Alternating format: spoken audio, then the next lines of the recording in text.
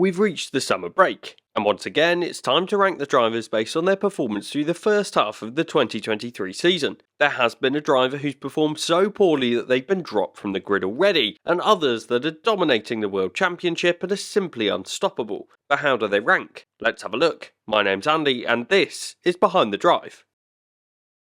Number 20, Nick DeVries. I was tempted not to include DeVries in this list, but fundamentally the Dutch driver has participated in 10 races through this year. Within those, he was comfortably beaten by his teammate Yuki Tsunoda and has already been replaced by Ricciardo this year. Even though I do believe DeVries should have been given more time to adjust to Formula 1, it's difficult to deny the fact that he was probably the worst performing driver on the grid this year. DeVries struggled to adapt to the new environment and didn't show many signs of improvement. I think his opportunity in Formula 1 is now gone, and it's a shame he couldn't live up to the expectations he set for himself after a brilliant performance at Monza last year for Williams, but on the whole, it's got to be 20th for DeVries. Number 19, Logan Sergeant.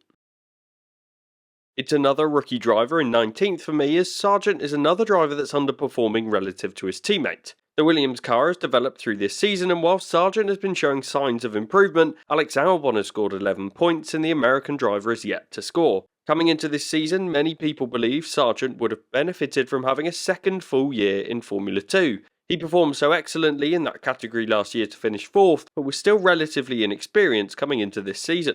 I think this inexperience has shown, but at the same time he's got far more potential than Nicholas Latifi had in that car. Sargent's best performance this year was his 11th place finish at Silverstone, which was a strong result, but at that circuit his teammate ended up 8th. The Williams car is clearly tricky to drive, but it's been improving through the season and they have found a way to increase their downforce in an aerodynamically efficient way, which is good to see. But for me, Sargent has a lot to work on in the second half of the year, and he's currently 19th for me. Number 18, Kevin Magnuson. Kevin Magnuson is significantly lower on this list compared to last season. His comeback year was fantastic and he comprehensively beat Schumacher and got some strong performances from a temperamental Haas car. This year, the car is significantly worse, but he's ended up being well behind Nico Hulkenberg.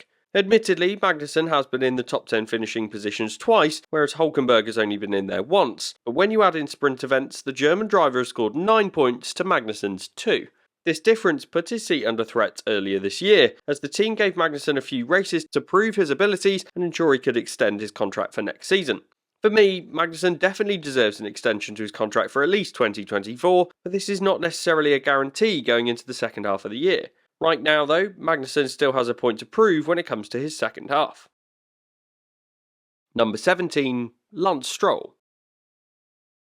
Lance Stroll has had a disappointing 2023 season so far. The driver has been given a car that's capable of podiums, which his teammate has proved throughout the first half of the year. But Stroll's best finish has been 4th in Australia, and while this is impressive if you were to compare it to his results from last season, Alonso is making Stroll look disappointing this year.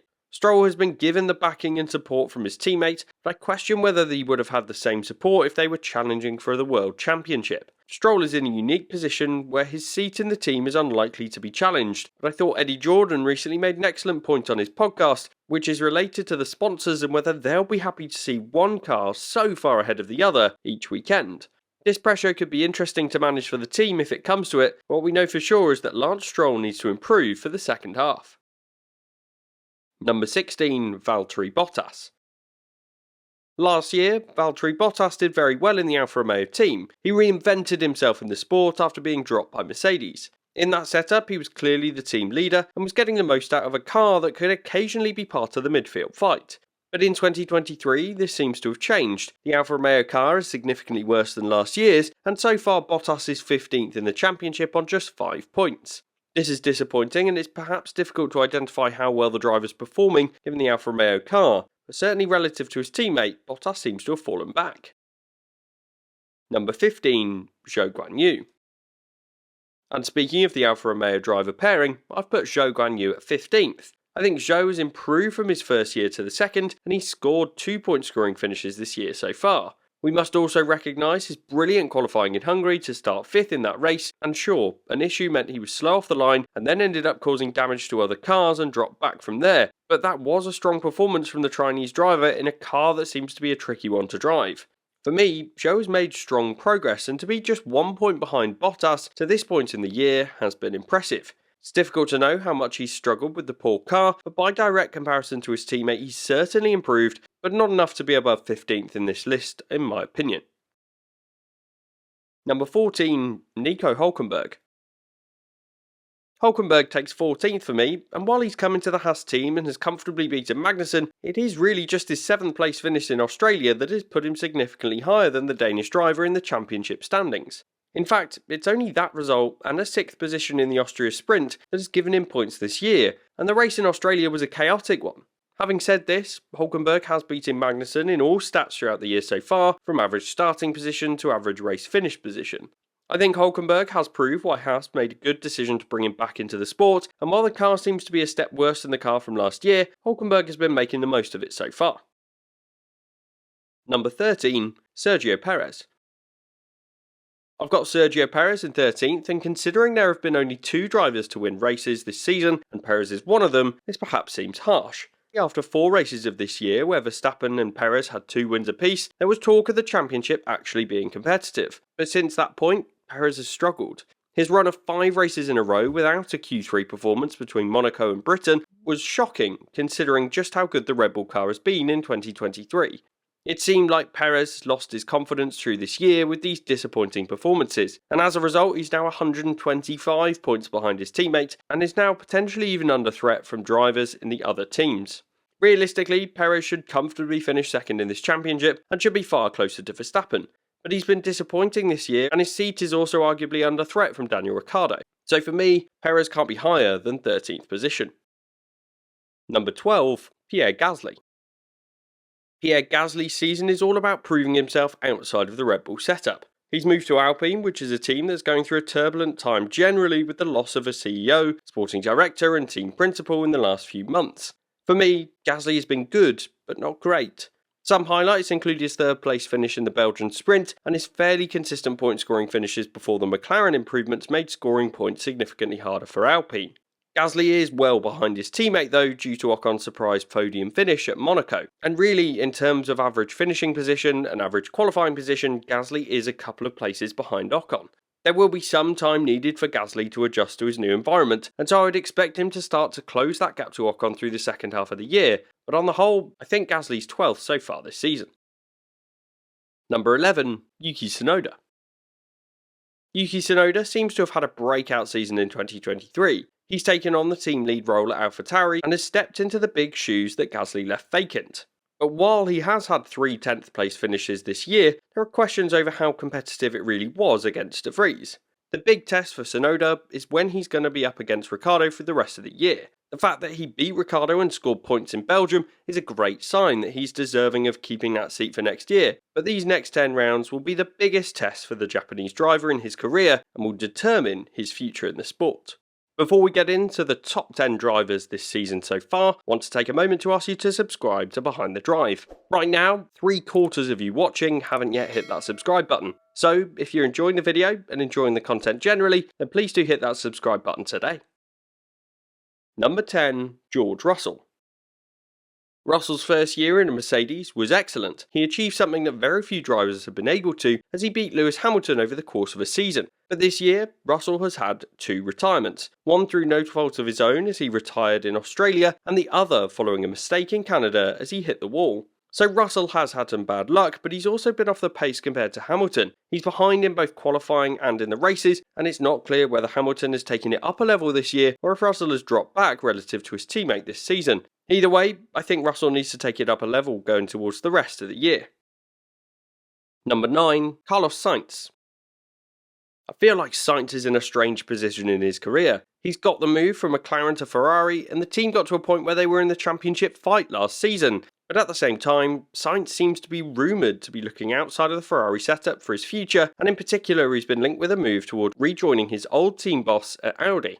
But this year, Sainz is just 7 points behind Leclair at the break. He's been consistently in the points this year, however the Spanish driver is yet to score a podium finish. Like Russell, he's not had a standout performance this season, which is why I've got him in 9th in my rankings. When you're in a top team like Ferrari, the drivers should be there to capitalise whenever they have the second fastest car in this year. And in Austria, for example, he finished 6th when Leclair finished 2nd, which is a sign that he's not been able to maximise his performance from his Ferrari at every race so far this season. Number 8, Esteban Ocon.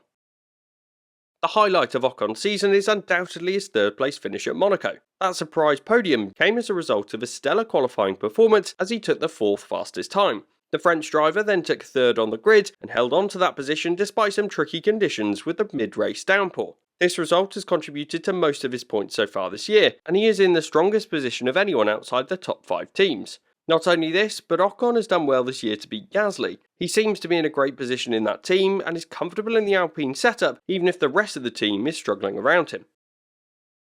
Number 7, Charles Leclerc.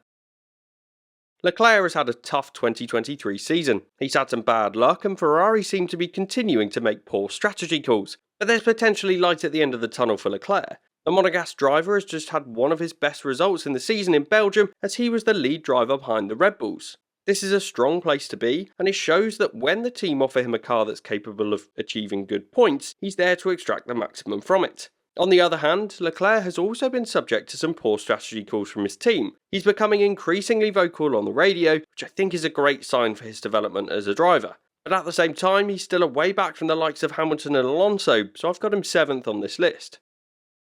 Number 6, Oscarpiastri. Oscarpiastri is having a brilliant rookie season. The Australian driver was coming into a seat where Ricciardo had failed, but he adapted quickly and is doing very well. The car was in a disappointing position at the start of the year, but since the recent Silverstone upgrade he received, he's immediately started fighting for podium finishes. His race at the British Grand Prix was deserving of his first podium, and realistically, if the team are able to continue these strong performances, it'll only be a matter of time before Piastri scores his first podium finish in 2023. It looks like it was a great decision to leave the Alpine setup and head to McLaren, and Piastri looks like a strong F1 driver already, and I believe he's got a big future in this sport. Number 5, Alex Albon. Albon's redemption following his demotion from the Red Bull team a few years ago has been huge. The Thai driver was selected by Williams to replace the outgoing George Russell last year, and so he had big shoes to fill. But the Williams environment has been great for Albon to deliver, and his reputation is improving significantly based on his performances this year. Even Red Bull seem to be interested in him once again. The Williams car has been developed well through the year, and they seem to have developed efficiently, having increased downforce without increasing drag to the same extent. This means that the team can still exploit the setup and be strong on some quicker circuits. Albon's 7th place finish in Canada and 8th at the British Grand Prix are signs of the team's improvements as their upgrades are working. But it's Albon who's delivering on these and scoring points, which is great to see. Number 4, Lando Norris. Lando Norris has been exceptional in a car that started the season as one of the worst. I don't think anyone can doubt Norris's abilities in Formula 1 with the performances he's put in this year. Particularly since the team have had a car that's capable of scoring podiums, he's delivered. A 4th place in Austria was backed up with 2 podium finishes at Silverstone and the Hungaroring. His 7th place in Belgium was also a remarkable achievement as he was right at the back of the pack after struggling on the tyres before progressing back up the order to finish 7th with a long stint on the softs. These recent performances have stood out, but even before then, Norris was delivering as much as he could in his McLaren. The car didn't receive the key floor upgrade until Azerbaijan, but Norris still finished 6th in Australia, keeping his race clean despite the red flags and the incidents that weekend. This was a great result, and another reason why Norris deserves to be quite high on this ranking. Number 3, Lewis Hamilton. Mercedes have been disappointed in their performance throughout the season so far, but I think that Hamilton's consistent performances have been impressive this season. He's been in the top 5 finishing positions in 9 of the 12 races, and he's yet to have a pointless race weekend. Last season, Hamilton lost out to George Russell in that teammate battle, but as expected, Hamilton has come back stronger and is now leading the way for Mercedes. With their consistency, it looks like Hamilton and Alonso will be in a close fight for 3rd in this championship throughout the rest of the year, and it could well be a great battle to see the 2 world champions fight it out. Number 2, Fernando Alonso. Alonso made one of the best driver moves to go from Alpine to Aston Martin coming into this season. The trajectory of the Aston Martin team has been excellent. They started their year with the 2nd fastest car on the grid.